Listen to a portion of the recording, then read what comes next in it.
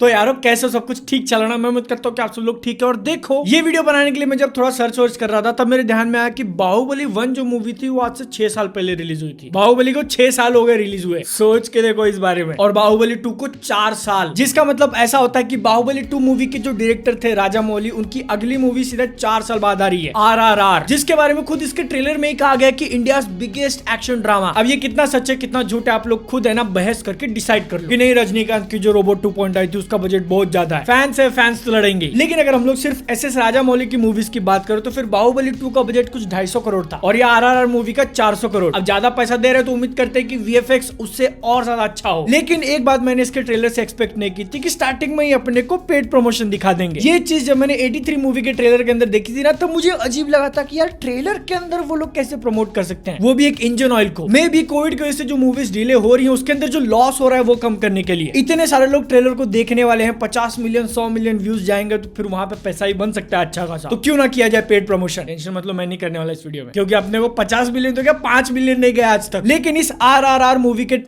क्या कितना कैसा नाम रखा है यार, बोले ही नहीं हो रहा है। इसके ट्रेलर के स्टार्टिंग में जो एक हेल्थ ऐप का प्रमोशन कर दिया ना वो थोड़ा बहुत रिलेवेंट तो है, क्योंकि मूवी देखते वक्त जरूरत पड़ सकती है। अगर पिक्चर बहुत ज्यादा बढ़िया निकली तो फिर जो धक धक होएगा, और अगर पिक्चर बहुत ज्यादा बढ़िया नहीं निकली फिर भी शायद मानसिक संतुलन ठीक करने अगर ऐसा हुआ तो फिर आपको पता है कहाँ जाना है। ट्रेलर ने खुद बता दिया कि यहाँ जाना है।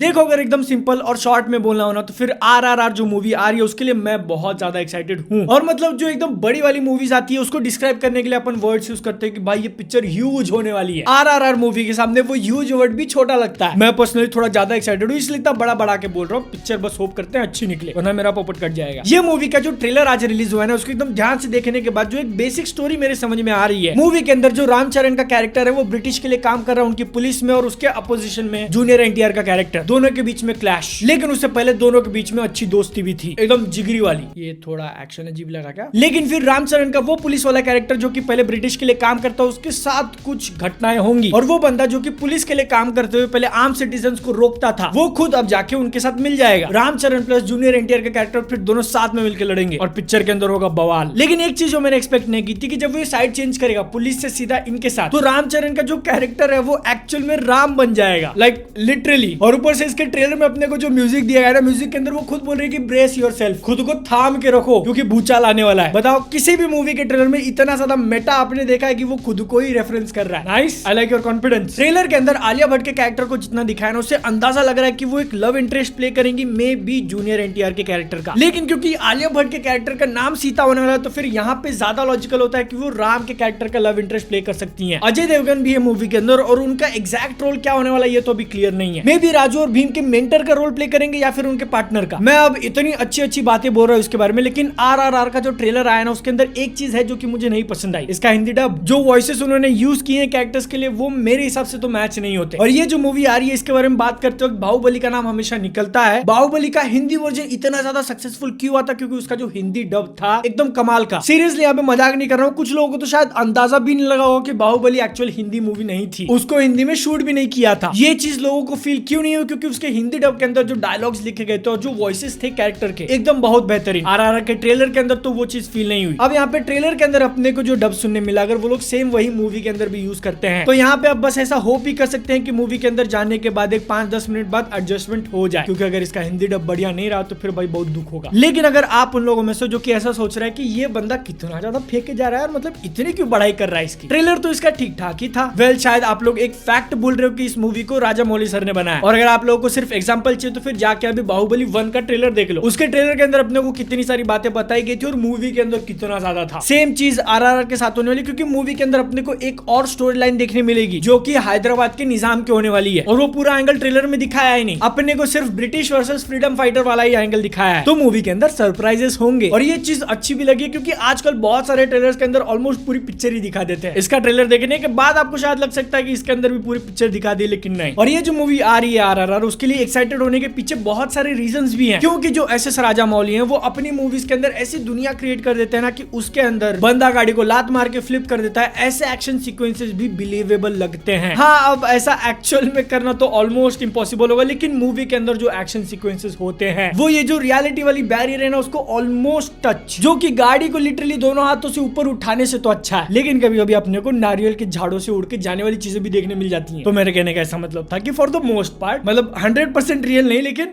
फॉर द मोस्ट पार्ट जो देखने मिलता है वो एपिक होता है। और अब क्योंकि राजामौली इस मूवी को बना रहे तो फिर बड़े बजट के साथ साथ इसके अंदर बड़े वाले इमोशनल सीन्स भी होंगे, जिसकी वजह से आप स्टोरी से और कैरेक्टर से अच्छी तरीके से कनेक्ट कर पाओ। और क्योंकि मूवी को इतना ज्यादा बजट दे दिया तो फिर एक्शन सीक्वेंसेस के अंदर अपने को ऐसे शॉट्स भी देखने मिलते हैं जिसके अंदर बहुत सारी गाड़ियां जंगलों के बीच एकदम तेजी से जा रही है और कैमरा उनको परफेक्टली ट्रैक कर रहा है। कम बजट में ऐसा शूट करना तो भाई कैसे पॉसिबल हो। ट्रेलर के अंदर जो अपने को एक्शन सीक्वेंसेस के ग्लिम्स ही दिखाया रहा भाई कितने ज्यादा एपिक है, वो किसी भी हॉलीवुड मूवी के लेवल से कम नहीं। और याद रखना वो सिर्फ ग्लिम्स ही है, जब पूरे के पूरे एक्शन सीक्वेंसेस देखने मिलेंगे मुझे नहीं पता गूज बम्स मेरे कैसे कंट्रोल होंगे। और इस मूवी के लिए सिर्फ मैं एक्साइटेड नहीं हूं, बल्कि इसके लिए क्रेज इतना ज्यादा है ना कि पीवीआर जो मल्टीप्लेक्स थिएटर्स का जो चेन है उसने अपना नाम बदल के PVRRR रख लिया जब तक पिक्चर रिलीज नहीं होती तब तक। और जो भी लोग इस मूवी को फॉलो कर रहे हैं ना वो सब के सब यही बोल रहे हैं कि RRR जो मूवी होने वाली है ना वो इंडियन सिनेमा को रिवाइव कराएगी। कोविड की वजह से जो नुकसान हुआ है एकदम, क्योंकि अगर एक्चुअल में पिक्चर अच्छी निकली तो भले ये बाहुबली 2 के लेवल की कमाई ना करे, लेकिन फिर भी जो नंबर्स अपने को देखने मिलेंगे कोविड आने के बाद माइंड ब्लोइंग। बस एक लिटरल माइंड ब्लोइंग चीज नहीं होनी चाहिए कोविड का थर्ड वेव, क्योंकि वो आ गया तो फिर ये पिक्चर वापस से डिले हो जाएगी और 6 साल के बाद मे भी 7 साल रुकना पड़ जाए। वीडियो के स्टार्टिंग में मैंने आप लोगों को एक इंटरेस्टिंग फैक्ट बताया कि पिक्चर का बजट था 400 करोड़, और वो सुन के आपको लग रहा होगा कि भाई कितना ज्यादा पैसा डाला है। तो मूवी रिलीज होने से पहले इसने जो डील साइन की उससे इसको ऑलरेडी 890 करोड़ रुपए मिल चुके हैं। पिक्चर रिलीज होने से पहले उसने 890 करोड़ रुपए कमा लिए, जिसमें से 325 तो सिर्फ टीवी और ऑनलाइन स्ट्रीमिंग के राइट्स बेच के हैं। तो यानी कि सिर्फ मैं नहीं बल्कि पूरी मूवी इंडस्ट्री कह रही है कि भाई पिक्चर जो है ना वो ह्यूज का भी ह्यूज होगी। एक्चुअल में क्या होती है अपने को पता चलेगा 7 जनवरी 2022, एक महीने से भी कम का टाइम बचा है, तब तक अपन भी थोड़ा बिजनेस कर लेगा वीडियोस बना के। इतनी बड़ी पिक्चर आ रही है कैसे छोड़ूंगा। उसके लिए अगर आप लोगों को ऐसे ही वीडियोस और देखने तो फिर चैनल को सब्सक्राइब करो। 7 लाख सब्सक्राइबर्स चाहिए अपने को। मेरे से अगर पर्सनली कनेक्ट करना है चैनल के बिहाइंड द सीन्स चाहिए तो फिर मैं मिल जाऊंगा इंस्टाग्राम पे, वरना अगली वीडियो में। तब तक के लिए जय हिंद,